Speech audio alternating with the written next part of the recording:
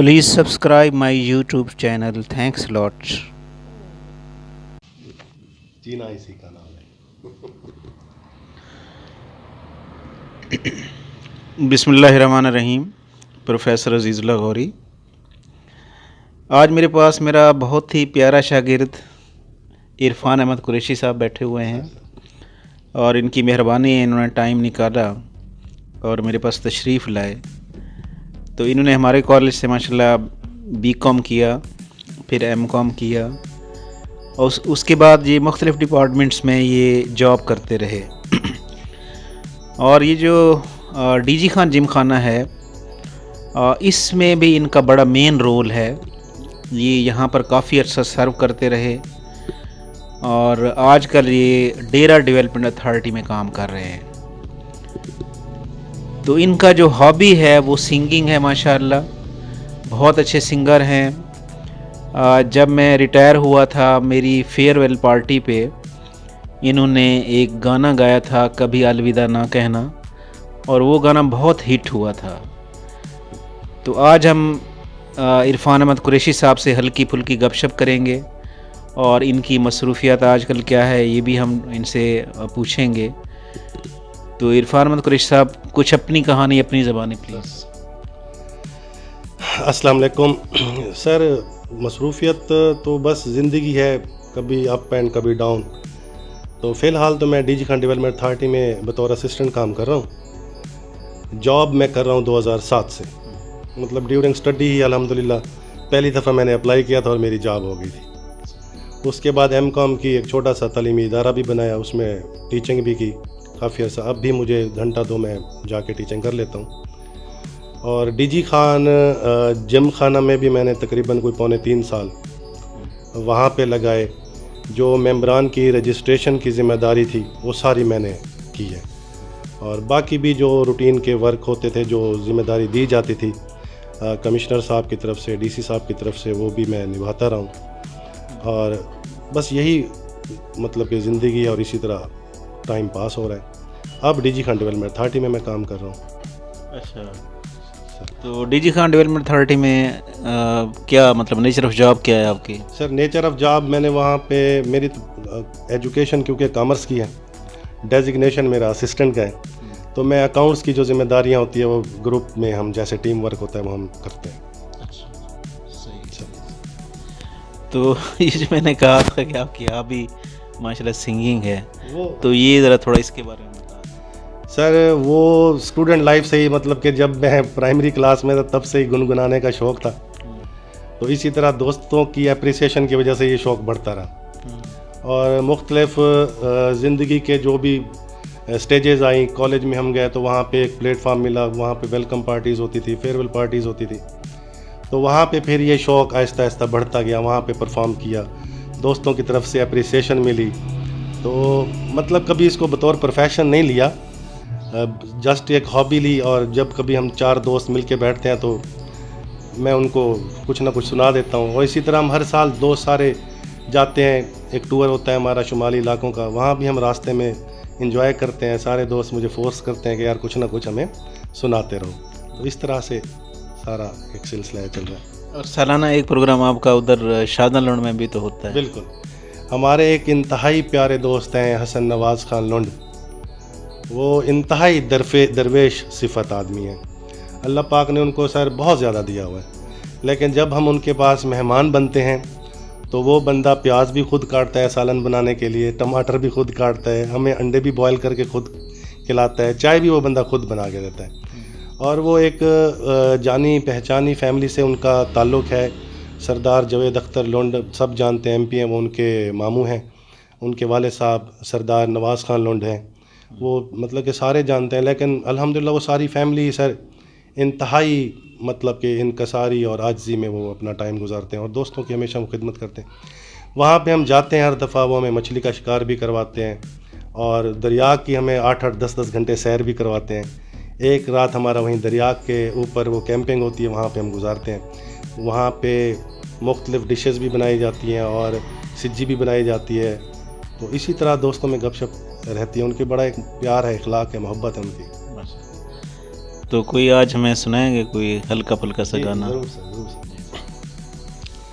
Sir. Mohammad Rafi साहब का sir एक गाना है, मेरा फेवरेट है, मैं 2 लाइनें आपको सुनाता हूँ।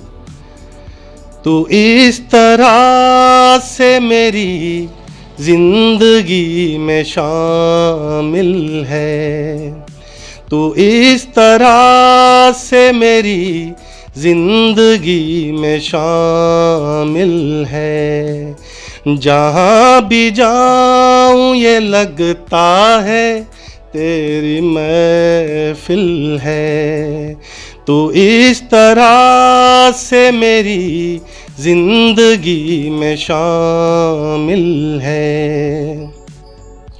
ये आसमान, ये बादल, ये रास्ते, ये हवा, ये आसमान, ये बादल, ये रास्ते, ये हवा, हर एक चीज़ है अपनी जगह ठिकाने से, कई दिनों से शिकायत नहीं ज़माने से, ये ज़िंदगी है सफ़र, तू सफ़र की मंजिल है, जहाँ भी जाऊँ ये लगता है तेरी महफिल है, तू इस तरह से मेरी जिंदगी में शामिल है। तेरे बगैर जहाँ में कोई कमी सी थी, तेरे बगैर जहाँ में कोई कमी सी थी, भटक रही थी जवानी अंधेरी राहों में, सकून दिल को मिला आके तेरी बाहों में, मैं एक खोई हुई मौज हूँ तो साहिल है, जहाँ भी जाऊँ ये लगता है तेरी महफिल है, तू इस तरह से मेरी जिंदगी में शामिल है। माशाल्लाह माशाल्लाह, ज़बरदस्त इरफान, ज़बरदस्त। अच्छा इरफान जी, माशाल्लाह आपकी इतनी अच्छी आवाज़ है, तो आप एज़ प्रोफेशन जिस तरह मतलब कोई इंस्ट्रूमेंट वगैरह यूज़ करना साथ उसके और प्रॉपर तरीके से सिंगिंग? सर वो क्योंकि आजकल बड़ा एक, जब हम स्टूडेंट थे तब तो इतना इंटरनेट की सहूलियात या उनका हमें नॉलेज भी नहीं था, तो उस वक्त से ही नेट के ऊपर, यूट्यूब के ऊपर हर एक गाने का, जो तकरीबन इंडियन गाने उनके म्यूज़िक अवेलेबल होते थे। तो बाद में कुछ अरसे के बाद जब इंटरनेट एडवांस हुआ पाकिस्तान में, वो टेक्नोलॉजी जैसे जैसे उस तरक्की करती रही, तो लोगों के पास मोबाइल भी आते रहे, तो मैंने भी काफ़ी सारे इंस्ट्रूमेंट्स जो थे, वो म्यूज़िक जो थे गानों के, वो डाउनलोड मैंने किए और उन पे मैंने काफ़ी प्रैक्टिस की। इसी तरह पंजाब कॉलेज में मेरे एक दोस्त हैं नईम अहमद मलिक साहब, वो वहाँ पे लेक्चरर थे, तो वहाँ पे भी अच्छे खासे फंक्शन होते थे, अच्छे अच्छे सिंगर आते थे, तो मैं वहाँ जाके 4 चांद लगा आता था 7-8 गाने म्यूज़िक के साथ। तो मेरे एक उस्ताद साहब हैं तहर गिलज़ई साहब, वो वहाँ पे कंट्रोलर थे, तो पहली दफ़ा जवाद साहब वहाँ पे आए तो मैंने 5-6 गाने मोहम्मद रफ़ी के, किशोर के वहाँ सुनाए, तो उनके कमेंट्स मुझे याद हैं कि उन्होंने मुझे कहा था कि यार जो है ना, अब ये जवाद साहब को, मैं उनकी तौहीन नहीं कर रहा बिल्कुल, जो उनके कमेंट्स थे, उन्होंने कहा कि ये अब जवाद साहब को बच्चे इतना शौक़ से नहीं सुनेंगे जो तूने काम कर दिया। और मुझे याद है स्टूडेंट्स ने फिर नईम साहब को भी एक कमेंट किया था कि सर उनको 4-5 लाख दिया था आपने, तो इरफान साहब को कोई 40-50 हज़ार दे देते आप और ये 2-3 गाने हमें और सुनवा देते।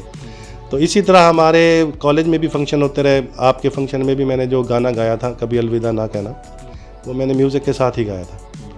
तो कुछ नसीब समझ लें या ज़िंदगी का कुछ ऐसे ही हालात हैं कि मुझे मौका नहीं मिला आगे जाने का, या मैं कुछ इस तरह से प्रोफेशनल सिंगिंग करता, लेकिन मेरा शौक़ है। मेरे जो दोस्त हैं, अज़ीज़ हैं, वो मुझे कहते रहते हैं कि यार ये शौक़ अपना ख़त्म ना करना, तो ये मैं गुनगुनाता रहता हूँ कभी कभी। अब वो स्टूडेंट लाइफ में बंदा शौक़ मिजाज होता है, हर दफ़ा हम गाते रहते थे क्लास में बैठ के, और साइकिल भी चला के कॉलेज आते तो मैं रास्ते में गा के जाता था। तो अब जो है ना मसरूफियात है, प्रोफेशनल लाइफ है, जॉब है, बच्चे हैं, तो वो मसरूफियत की वजह से वो अब ध्यान नहीं है इन चीज़ों पे। लेकिन फिर भी मैं अपने आप को कहीं ना कहीं गुनगुनाता रहता हूँ और शौक़ को पूरा करता रहता हूँ। अच्छा, वो गाना कुछ याद है आपको, कभी अलविदा ना कहना? बिल्कुल सही याद है। हाँ, कुछ अच्छा, ये मेरी फेयरवेल पार्टी हुई थी जब मैं रिटायर हुआ था, तो इरफान ने उस वक्त ये गाना गाया था, तो ये चंद बोल इसके इरफान प्लीज़। चलते चलते मेरे ये गीत याद रखना, कभी अलविदा ना कहना, कभी अलविदा ना कहना। चलते चलते मेरे ये गीत याद रखना, कभी अलविदा ना कहना, हो कभी अलविदा ना कहना।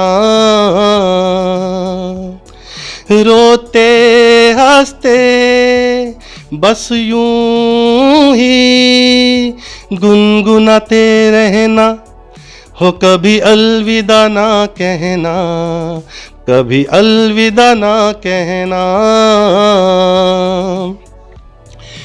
बीच राह में दिलबर बिछड़ जाए कहीं हम मगर, और सुनी सी लगे तुम्हें जीवन की ये डगर।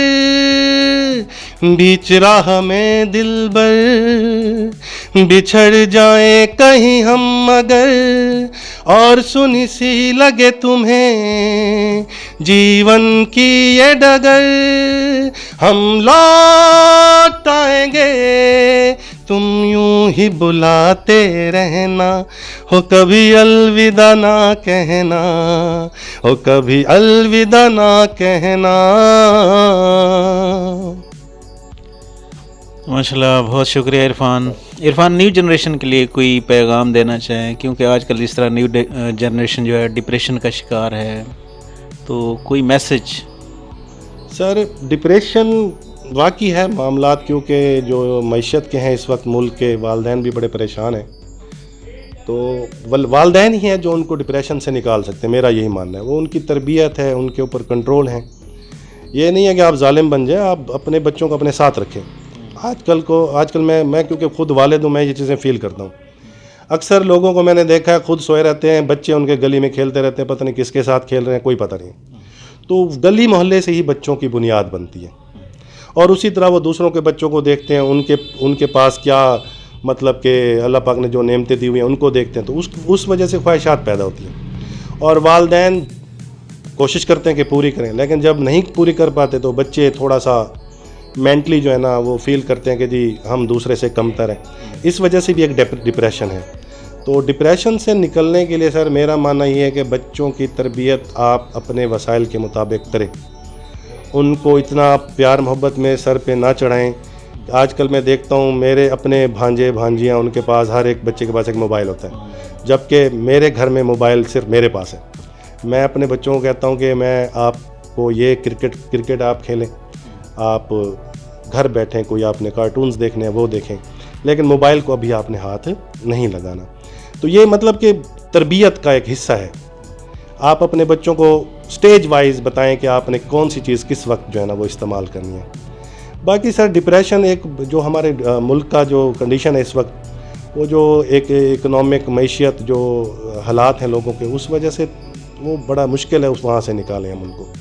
लेकिन जो हम अपनी ख्वाहिशात हैं उनको अगर थोड़ा सा कंट्रोल कर लें तो हम अपने अखराजात को भी कंट्रोल कर सकते हैं।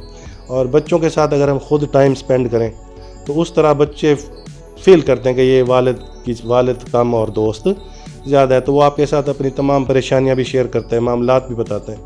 अच्छा सर, मैं अपना आपको बताऊं, मेरी वालिद साहब ने ट्रांसपोर्ट में 40-50 साल यानी कि उन्होंने गुजारे, वहाँ पे जॉब भी की प्राइवेट। तो हम 6 बहन भाई हैं बेसिकली। तो दोस्ताना सिर्फ मेरा था मेरे वालिद साहब के साथ, मतलब कि सारे एक अदब भी है, डरते भी थे वालिद साहब से। मैं भी अदब करता था, डरता मैं भी था, लेकिन मैं उनके साथ थोड़ा सा फ्री था। मैं उनसे सारे दिन के हाल अवाल वो मुझसे पूछते थे कि आज तूने क्या किया, रात को मैं उनको 1-आधा घंटा दबा के पाँव की मालिश करके मैं उनको, वो मुझे खुद कहते थे कि जाओ अब आप जाके ना सो जाओ। तो आप अपने वालिदैन के साथ, बच्चों के साथ दोस्ताना जब रवैया रखेंगे तो काफ़ी सारी परेशानियाँ, डिप्रेशन ये बंदे का कम हो जाता है। मेरा तो यही मानना है।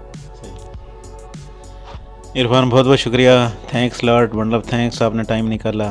सर आपका भी बहुत शुक्रिया, थैंक्स आपने मुझे इस काबिल समझा। Thanks lot, thanks lot.